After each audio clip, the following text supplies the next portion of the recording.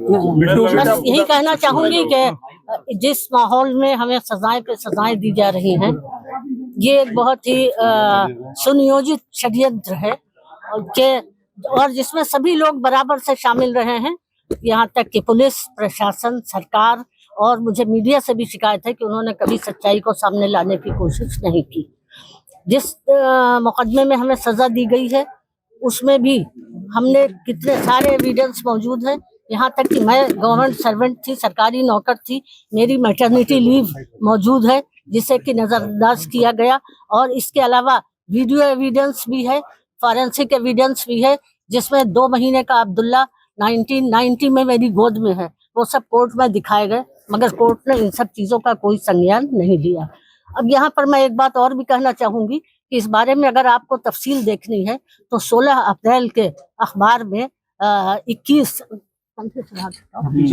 सेवानिवृत्त जो न्यायाधीश है सुप्रीम कोर्ट के और हाई कोर्ट के, उन्होंने चीफ जस्टिस ऑफ इंडिया को एक लेटर लिखा है जिसमें उन्होंने कहा है कि न्यायपालिका को कमजोर करने की कोशिशें की जा रही हैं, न्यायपालिका पर अनुचित दबाव डाला जाता है और जनता का विश्वास न्यायपालिका में कम करने की कोशिश की जा रही है। तो जाहिर है इस तरह के फैसलों से जनता का एतमाद, पब्लिक में जनता का एतमाद जो है वो कम होता है न्यायपालिका में।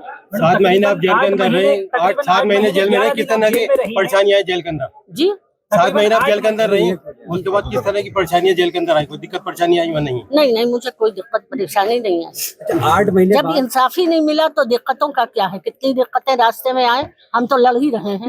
आजम खान और अब्दुल्ला आजम जेल में हैं, जमानत होगी, लेकिन अभी और मामलों में उन्हें आज भी एक मामला आया, इसमें उनको आरोप तय हो गया। क्या जी आजम खान और अब्दुल्ला क्या कह सकते हैं? आरोप पर आरोप तय कर रहे हैं, लेकिन जब सच्चाई सामने आएगी तो इसमें कोई सच्चाई नहीं है। डोंगरपुर वाले जो मुकदमों में उन्हें सजाएं दी जा रही हैं, तो यह सरकारी जमीन खाली करवाना अगर अपराध है तो कोई बात नहीं है। सरकारी जमीन थी, सरकारी पैसे से बने थे, सरकारी लोगों ने बनाए थे, और तो इसमें आजम साहब का तो कोई रोल ही नहीं था। 2024 के चुनाव को किस रूप में देखती है? इंडिया गठबंधन जो है वो बराबर कह रहा है कि संविधान बदल देगी, सरकार आएगी, तो आप देखिए ये एक तरह से संविधान को नुकसान पहुंचाना ही है। संविधान में एक निष्पक्ष न्यायपालिका की व्यवस्था की गई है कि न्यायपालिका निष्पक्ष होगी, स्वतंत्र होगी, लेकिन न्यायपालिका जो है जाहिर है कि वो निष्पक्ष नहीं है।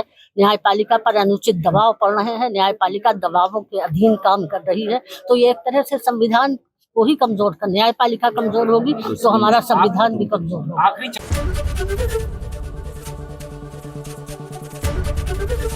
एबीपी गंगा, खबर आपकी, जुबान आपकी।